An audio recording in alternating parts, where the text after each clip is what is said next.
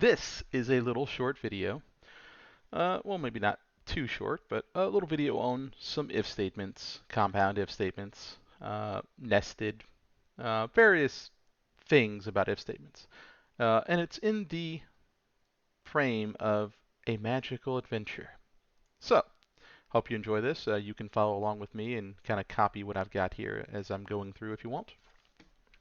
And I would encourage you to do so. And you can make your own adventure. Now, first and foremost, I have a scanner. And of course I set up set scanner. And I set up the beginnings of this story.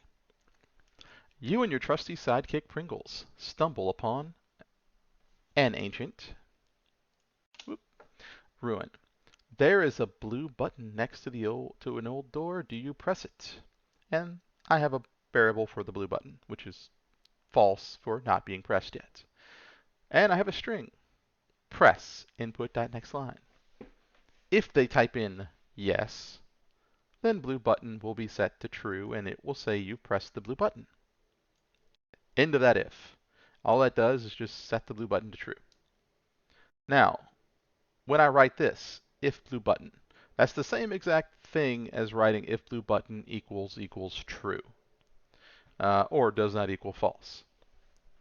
It's just a shorter way. Both ways are perfectly correct. You could do either or, it doesn't matter. This is just a shorter way. Blue button's either going to be true or false at the end, and so is that. So it's just a shorter way of doing it. Now, if it is true, it will go through the adventure. Now, if it is not, well, basically what's going to happen is this. If I type in yes, blue button will run through my adventure. Otherwise, you and Pringles leave. Ain't no one got time for this. Program ends. Now, obviously, that's kind of boring. So we're going to go ahead and press the button. Now, in this button, I have a couple of displays here. The door opens and reveals another room. Inside this new room are several skeletons of unlucky visitors. On the wall, there are 2 switches. There's a riddle on the wall. It says, 1 leads to death, 2 leads onward. So, we have 2 buttons, a blue button and a green button. Do you press the blue button?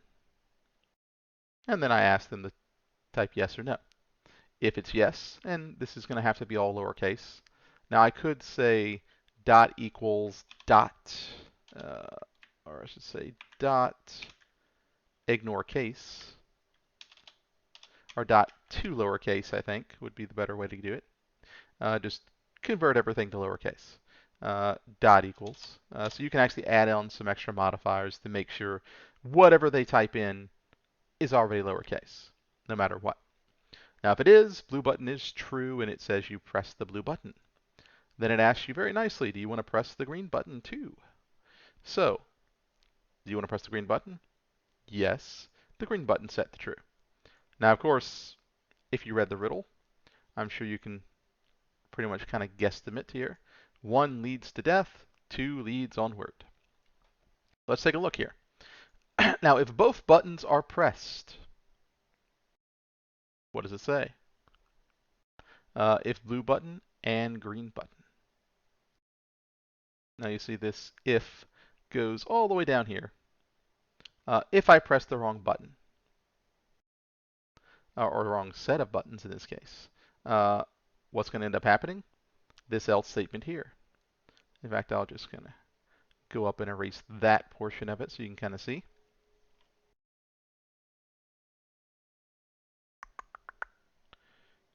If I can find the appropriate spot for it.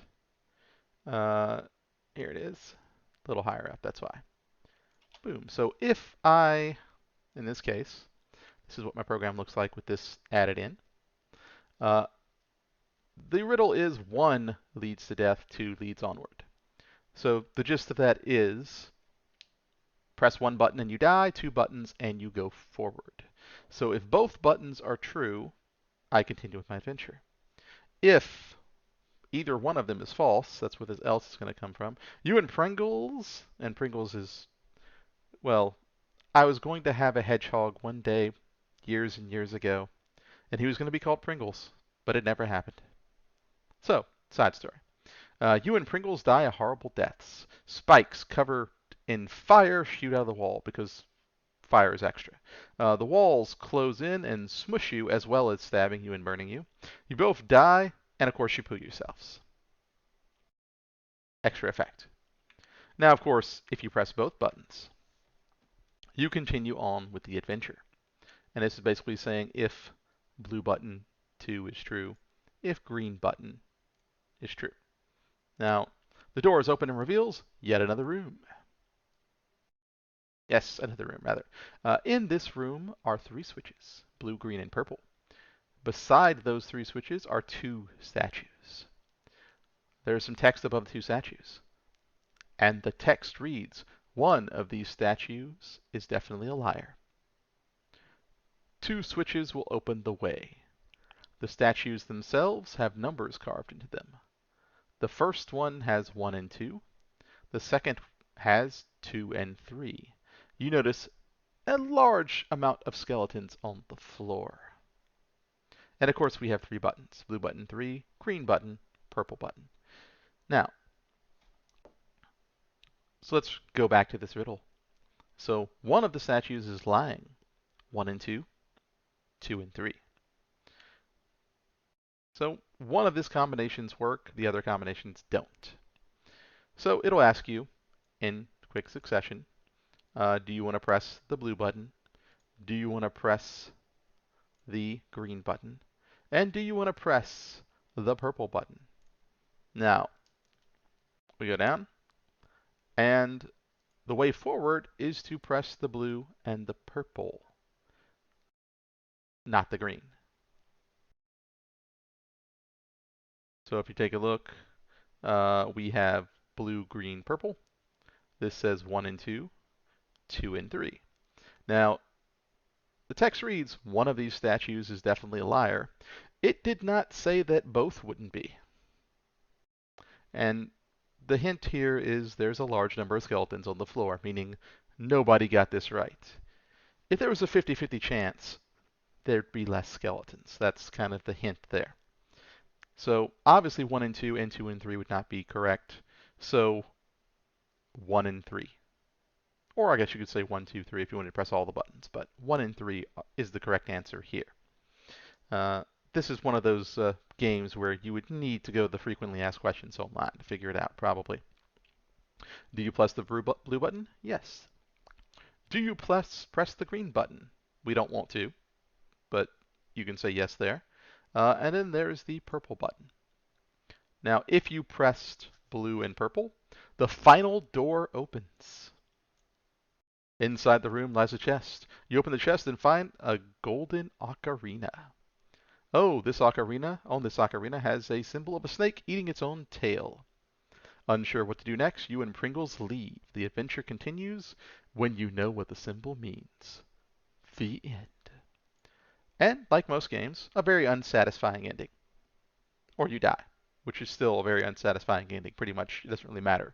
It's going to suck either way. And that's kind of the gist of the whole program. Now I'll scroll back up so you can kind of get it from top to bottom, but there you go. And of course you can pause as you need if you want to copy all this down, or even create your own little adventure. I would encourage anyone who's especially learning programming and wants to practice stuff to go through and make your own stuff. This is just a little example of if statements, compound, nested, all of these above, different types of statements. Hope you enjoyed that, and that is it.